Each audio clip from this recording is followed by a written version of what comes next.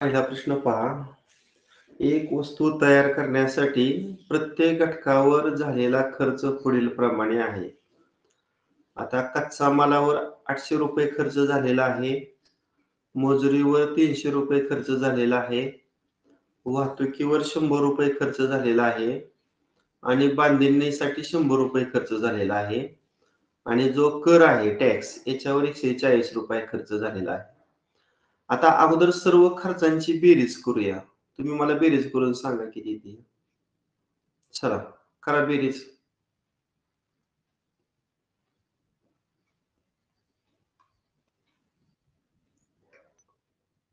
तोंडी करूया. 800 अधिक 300 1100. 1100 अधिक 100 1200. 1200 अधिक 100 1300. 1300 अधिक 40 किती आली बेरीज? 1440. 1440. बरोबर आहे. 1440 ही बेरीज झाली. म्हणजे एकूण खर्च आला. आता कच्चा माल या घटकासाठी वृत्तालेखामध्ये कराव्या लागणाऱ्या केंद्रीय कोनाचं माप. आता काल तुम्हाला केंद्रीय कोनाच्या मापाला थिटा म्हणायचं आहे, आठवतंय का? थिटा. थिटा म्हणजे अशा प्रकारचं कोनाच्या मापासाठी सिंबॉल वापरायचं. मग केंद्रीय कोनाचं मापासूत्र काय रे? घटकाची किंमत भागिले सर्व घटकाची किंमत गुणिले 360. आता घटक म्हणजे तर कच्च्या मालासाठी खर्च आणि खाली एकूण खर्च आणि गुणिले 360. सूत्र काय वापरायचं? केंद्रीय कोनाचे माप बरोबर कच्च्या मालासाठी खर्च छेद एकूण खर्च गुणिले 360. आता कच्च्या मालासाठी किती खर्च झालेला आहे? कच्च्या मालासाठी किती खर्च झालेला आहे? 800 रुपये. म्हणजे अंशामध्ये 800 आणि छेदामध्ये एकूण खर्च किती झालेला आहे? आपण मगाशी बेरीज केली एकूण खर्च 1440. 1440 आणि ह्याला किती गुणायचं? 360. बरोबर 360. चला आता काय करूया आपण? 360 वरचा 0 आणि 1440 वरचा 0 कॅन्सल केला. आता 36 ची किती पट 144 आहे रे? चौपट ना? चौपट. 36 एके 36 आणि 36 गुणिले 4. मग 800 भागिले 4 करा. 4 दोन्ही 8 200. त्याच्यावर 2 शून्य. म्हणजे कच्च्या मालासाठी किती अंशाचा केंद्रीय कोन येतोय? 200. म्हणून पर्याय क्रमांक किती? 2. समजलं का हा प्रश्न? केंद्रीय कोनाचं माप कसं काढायचं?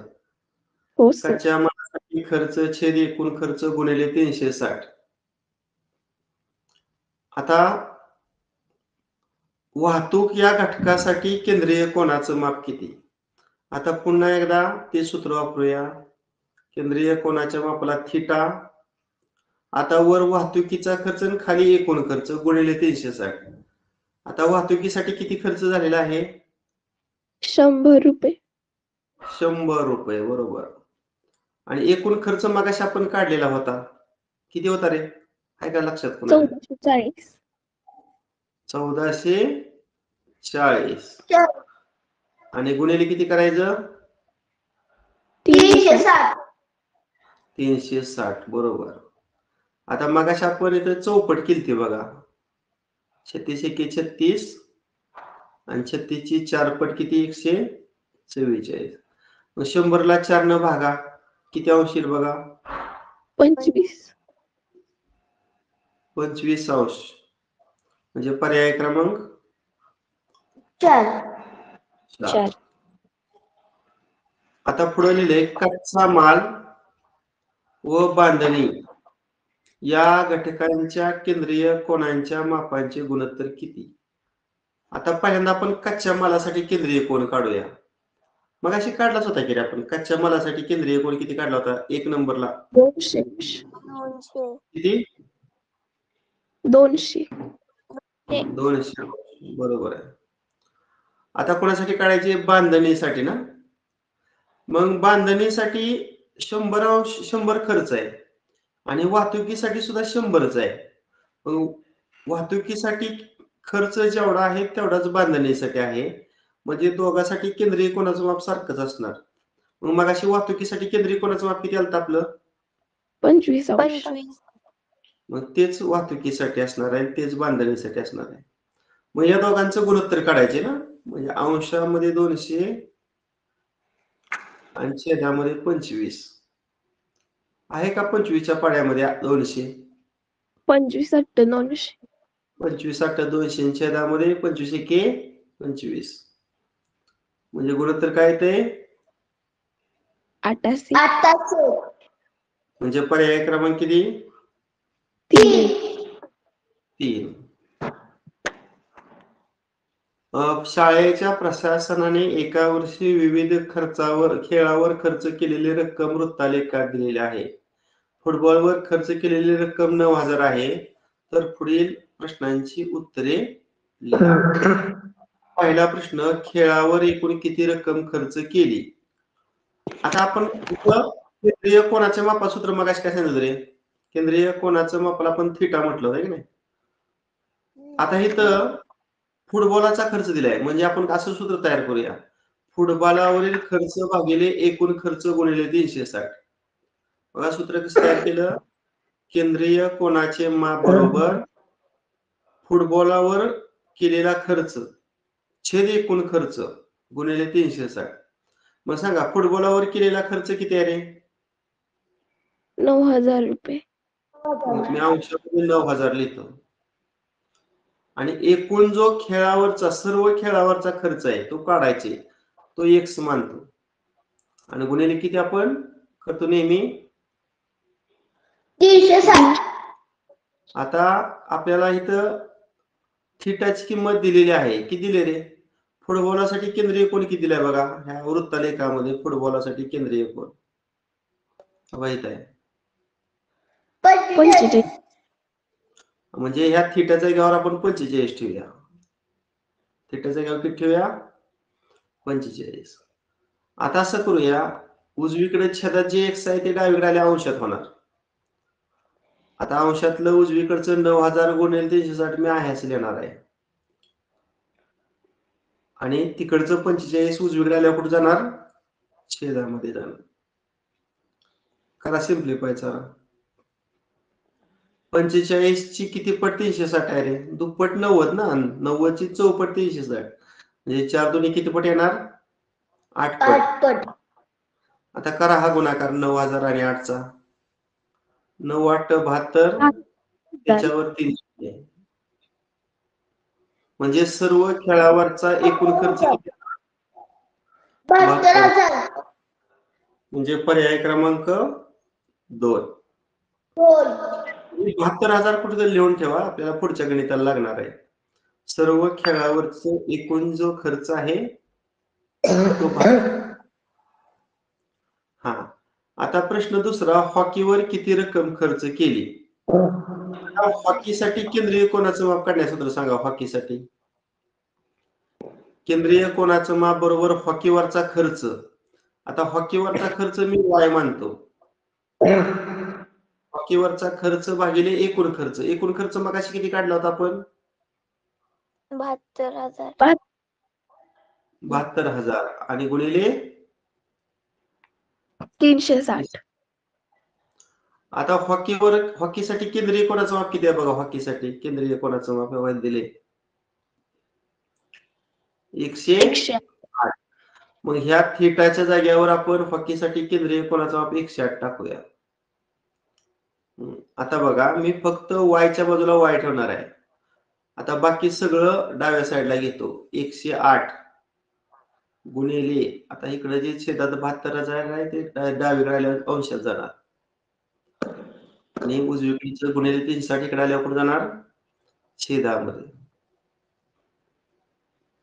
आता ह्या शून्याला हा शून्य गेला. 72 एके 72, 36 एके 36, 36 दोन्ही 72 आणि त्याच्यावर हे 2 शून्य. 108 आणि 200चा गुणाकार करा. 2 0 मानतो आणि 108 ची दुप्पट किती? 216. 20,700. म्हणजे हॉकीवर किती रक्कम खर्च झाली? 21,700. म्हणजे पर्याय क्रमांक किती 4. 4. त्यानंतर क्रिकेटवर किती रक्कम खर्च झाली. आता पुन्हा क्रिकेटसाठी केंद्रीय कोणाचं माप काय मानूया थिटा. 107. हा पुन्हा आपण ते मांडूया. आता क्रिकेटसाठी होणारा खर्च आपण मी झेड मानतो, तो काढायचे भागिले एकूण खर्च मग किती आला आपला 60,000. 72,000. आणि गुणिले 360. 3,000. आता हॉकीसाठी केंद्रीय कोणाचं जे माप आहे इथं बघा, हॉकी झालंय ना आपलं, क्रिकेट चाललंय. हा मग क्रिकेटसाठी केंद्रीय कोणाचं माप किती आहे बघा इथं 107. हा मग मी थिटाच्या जागेवर 160 लिहितो. हा आता डाव्या साईडला सगळ्या संख्या आणूया.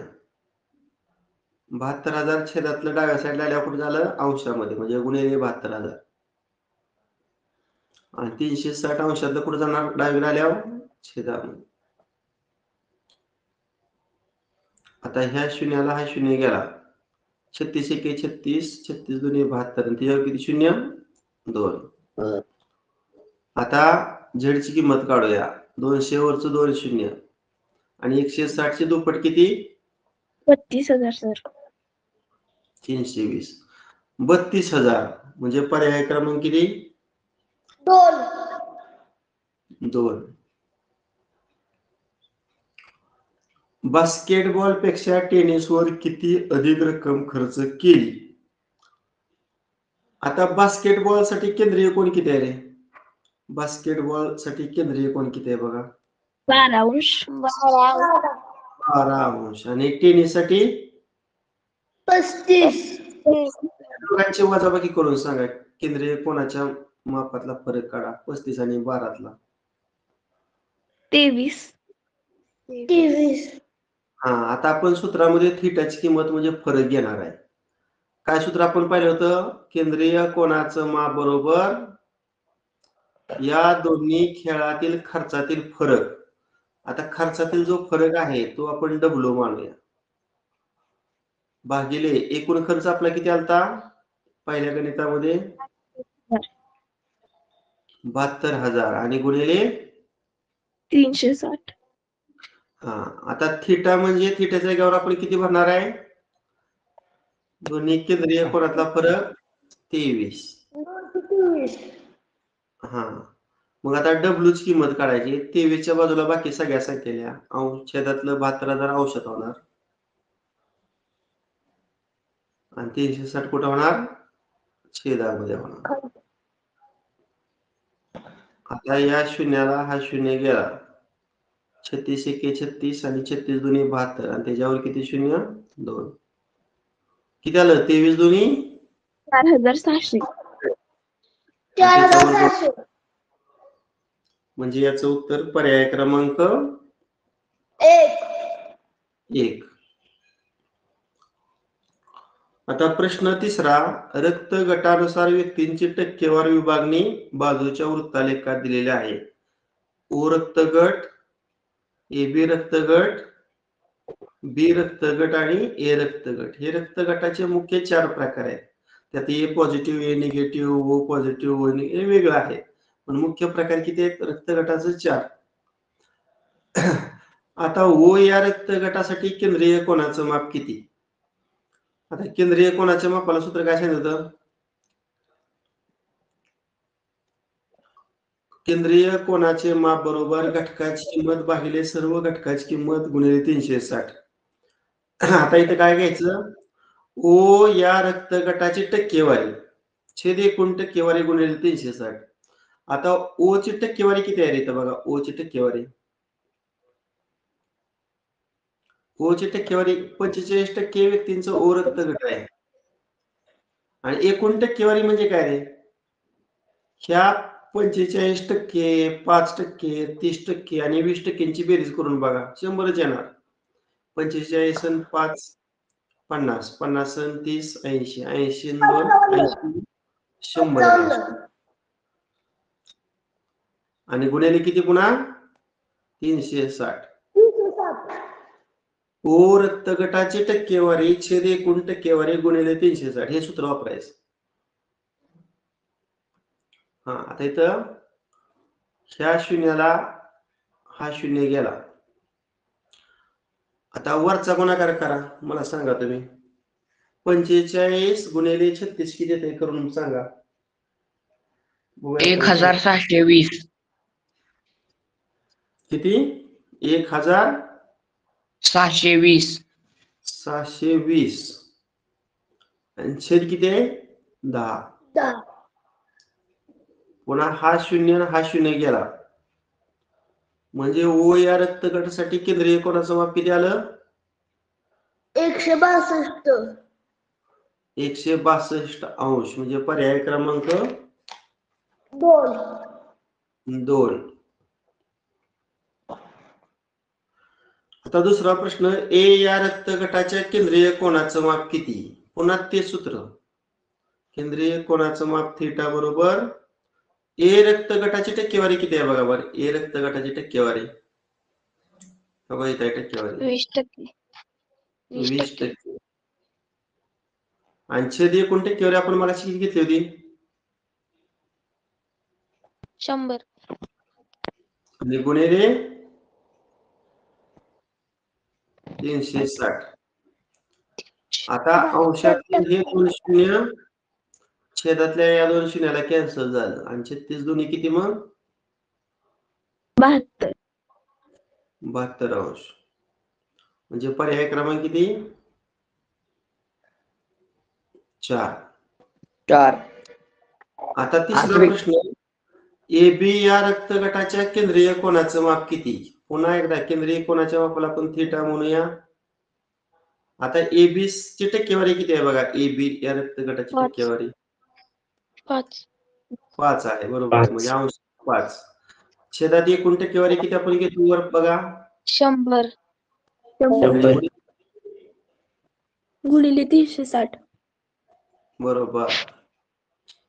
आता या शून्याला हा शून्य गेला 5 एके 5 5 दोन्ही 10 आणि 36 ची निमपट किती 36 भागिले 2 18. बरोबर आहे 18 अंश म्हणजे पर्याय क्रमांक किती आहे पर्याय क्रमांक 1. 1 बरोबर.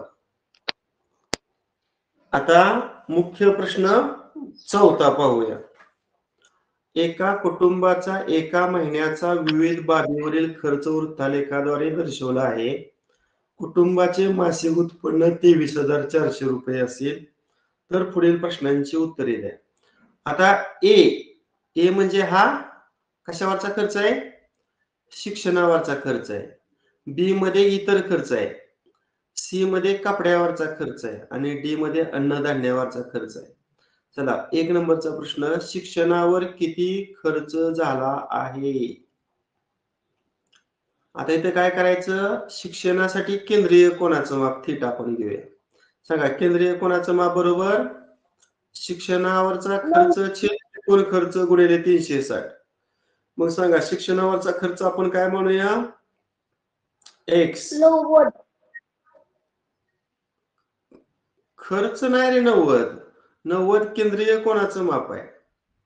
शिक्षणावरचा खर्च आपल्याला काढायचंय तो एक्स मानायचा आणि एकूण खर्च म्हणजे एकूण उत्पन्न. त्या कुटुंबाचं महिन्याचं उत्पन्न किती आहे रे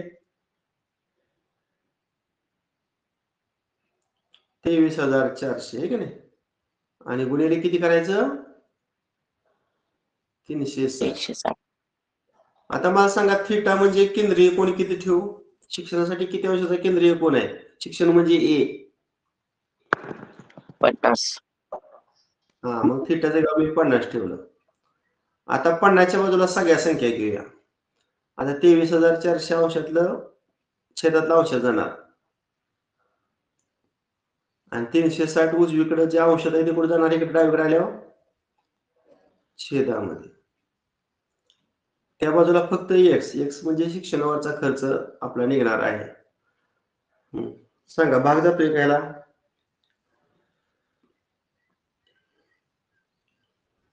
अगोदर असं करूया हा शून्य आणि हा शून्य कॅन्सल करू. 18चा पाढा आपल्याला येतोय त्यामुळे 18 दुनी 36, 18 एके 18, राहिले किती 23 वजा 18 5, 5 4 54, 8 त्रिक 54 आणि त्याच्यावर पुन्हा 0. आता 2 न घालवू त्यालाच. बे 1 बे, बे 12 आणि बे 5 10. 50 गुणिले 65 ना, त्यात 0 आलेला. 5 5 25, 7 2, 5 30 आणि 2 32. सांगा शिक्षणावरचा खर्च किती आला? 3250. 3250. म्हणजे पर्याय क्रमांक किती? 1. 1. बरोबर. कपड्यापेक्षा अन्नधान्यावर किती अधिक खर्च होतो? आता इथं वजाबाकी करूया सुरुवातीलाच.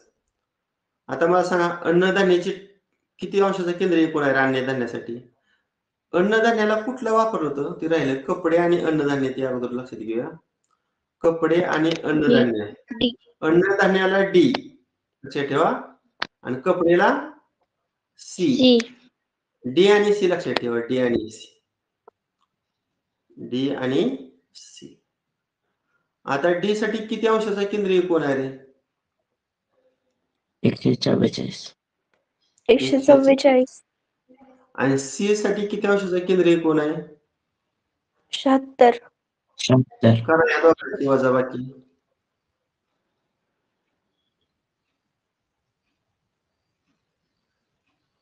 किती ते फरक बघा की. 48. 68. 68. येतोय. आता मगाच सूत्र केंद्रीय कोणाचं माप बरोबर. आता या दोघांच्या खर्चातला फरक,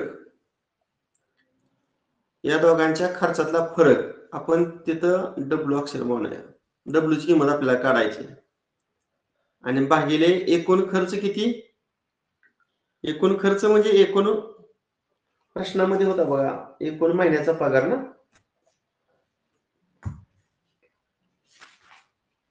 एकूण पगार किती आहे महिन्याचा? मासिक उत्पन्न 23,400 आणि गुणिले किती करायचं? 360.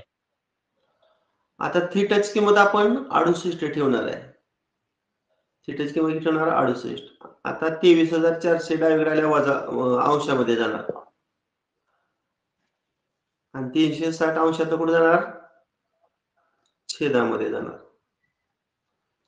इकडे फक्त डब्ल्यू. डब्ल्यू म्हणजे अन्नधान्यावरचा खर्च आणि कपड्यावरचा खर्च यांच्यातला फरक येणार आहे. आता मग अशी किती पट केली रे? डायरेक्ट केली बघा, आठवते का? या शून्याला हा शून्य घालवला होता बघा. 18 दुनी 36, 68 सर. 8 त्रिक आणि 0, 65 ना. बे 12, बे 5 10. करा आता 68 गुणिले 65 गुणाकार करा. 4420. 4420. म्हणजे कपड्यापेक्षा अन्नधान्यावर किती जास्त खर्च होतो? 4420. 4420. पर्याय क्रमांक 4. 4. आता स्वाध्याय 23.2 चालू. 2 संपला. आता 23.3 चालू करू.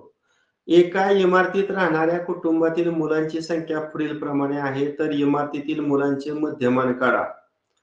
आता मध्यमानलाच आपण एक्स बार असं सुद्धा म्हणतो. मग सर्व प्राप्तांकांची बेरीज भागिले प्राप्तांकांची एकूण संख्या किंवा सर्व नोंदींची बेरीज भागिले एकूण नोंदी. चला सर्व नोंदींची बेरीज अंशात लिहूया. करा बेरीज. 3 आणि 2 5, 6 7, 7 आणि 4 11, 11 आणि 3 14, 14 आणि 2 16 आणि 16 आणि 2 18. सर्व नोंदींची बेरीज किती आली? 18. भागिले एकूण किती नोंदी होत्या रे? एकूण किती प्राप्तांक, एकूण किती संख्या आहेत? 1 2 3 4 5 6 7 8 9 10. 10. मग 18ला 10 न भागल्यावर दशांश चिन्ह 1 घर डावीकडे येईल. म्हणजे दशांश चिन्ह 1 आणि 8च्या दरम्यान येणार ना. 8.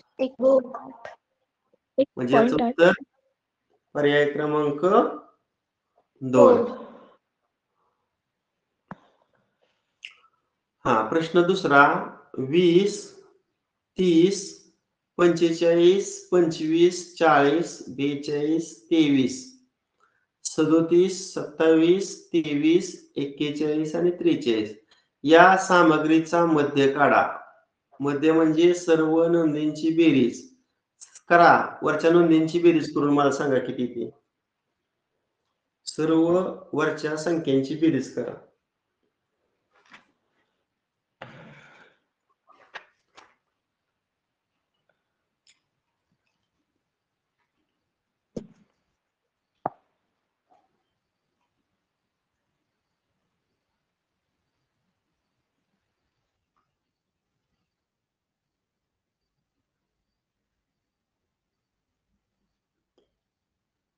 वरच्या 12 संख्यांची बेरीज बघा 396 आली माझी. तुमची आली का?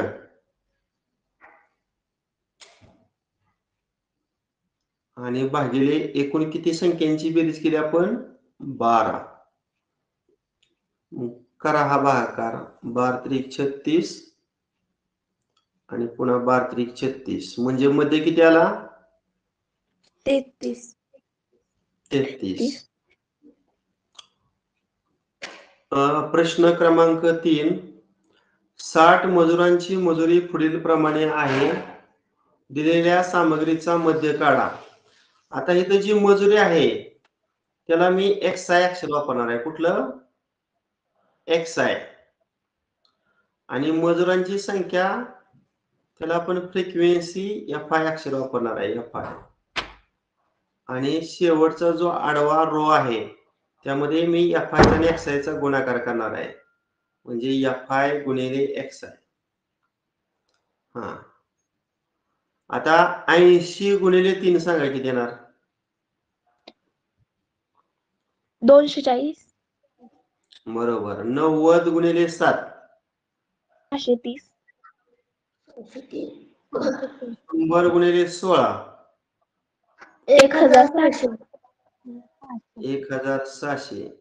110 गुणिले 17. आता इथं 0 17 एके 17 चला 1 17 एके 17 ने किती? 18. किती आलं? 1870. 1870. 120 गुणिले 13 0 0 13 दुने 26 7 2 13 एके 13 2 1560. 1560. 60. आणि 130 गुणिले 4 तेरी चौक 52 आणि त्याच्यावर 0 520. 500. आता या सगळ्या FI ची जर सम काढली तर त्याला N म्हणतात. मग N किती आहे रे? एकूण मजुरांची संख्या वरच दिली बघा प्रश्नामध्ये 60. म्हणजे सर्व FI सर्व मजुरांची संख्या किती येणार? 60 येणार. आता FI XI ची बेरीज करून बघा. 240 अधिक 630 अधिक 1600 अधिक 1870 अधिक 1560 अधिक 520. करा बेरीज या 6 संख्यांची.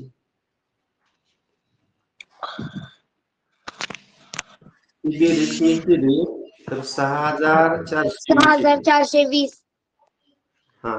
आता आपल्याला मध्य काढायचं आहे. मध्य काढण्याचं सूत्र काय सांगितलं रे?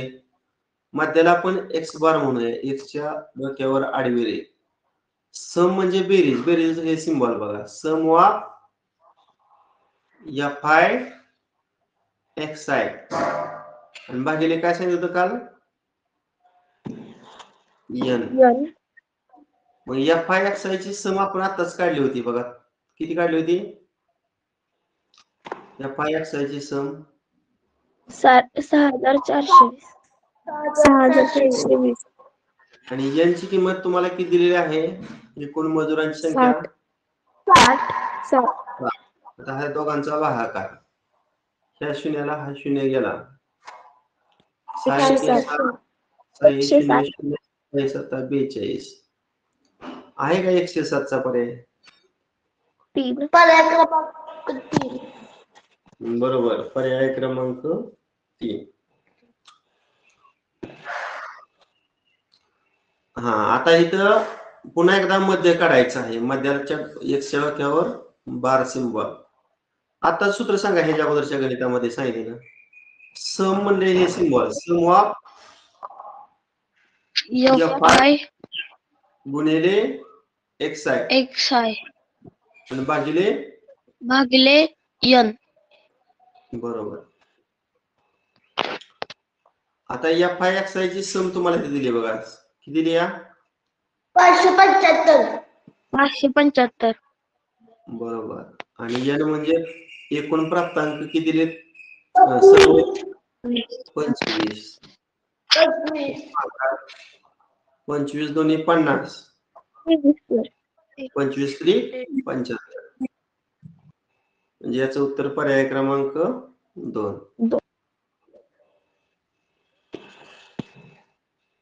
एका संस्कार शिबिरात सहभागी झालेल्या 100 मुलांचे वय दर्शवणारी वारंवारता सारणी दिलेली आहे. यावरून त्या वयांचे मध्यमान काढा. आता वयाला XI म्हटले बघा आणि वारंवारतेला मी FI अगोदरच लिहिलेला आहे. आता FI आणि XI चा गुणाकार आपण तिसऱ्या स्तंभामध्ये लिहूया. चला 8 गुणिले 20 किती 160. 160. 10.5 गुणिले 30 किती ते 315.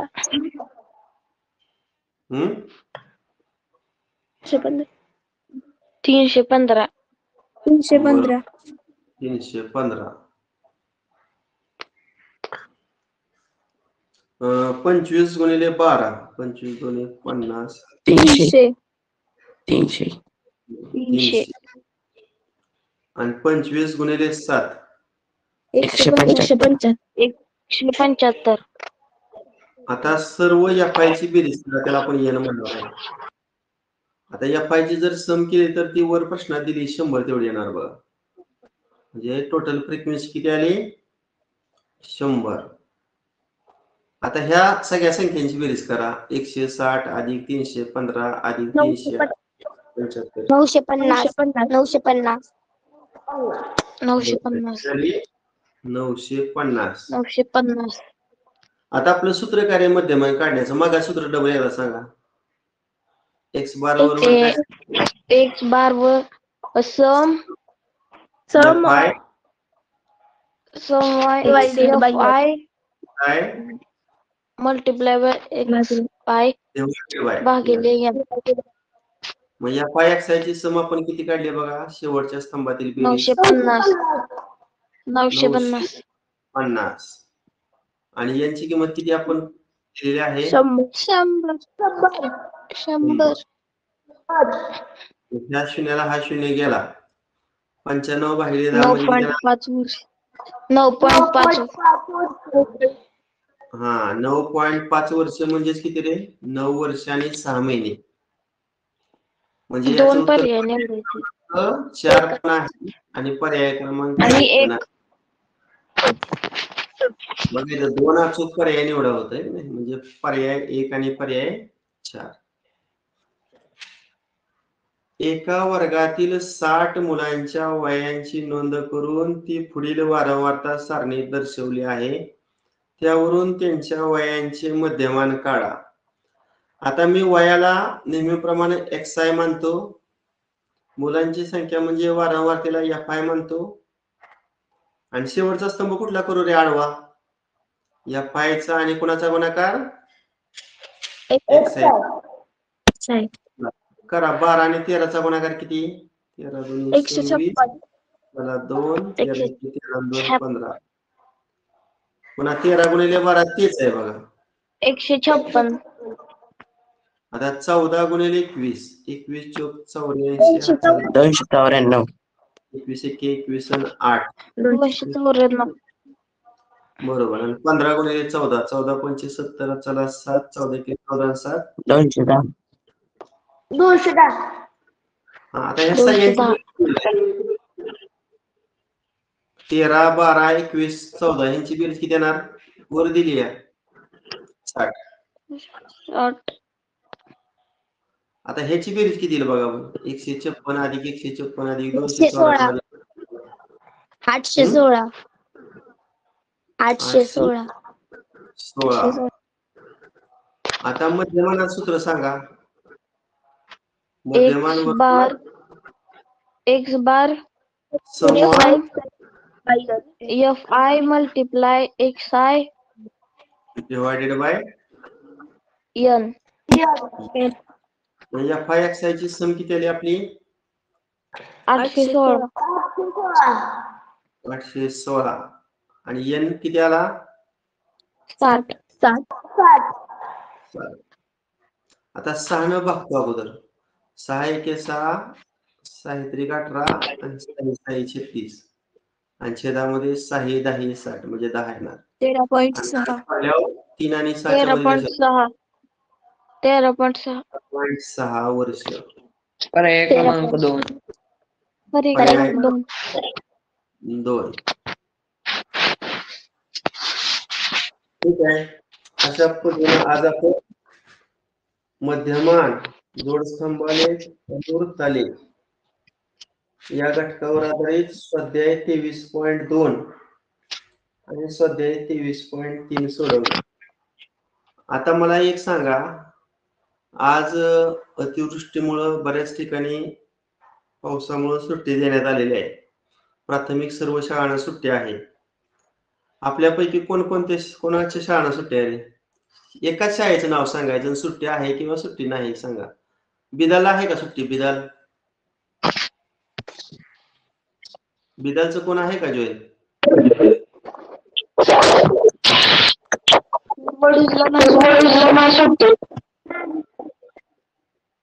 वडूजला नाही. अजून सर विद्यालय पण नाहीये. कराडवाली कोण आहे?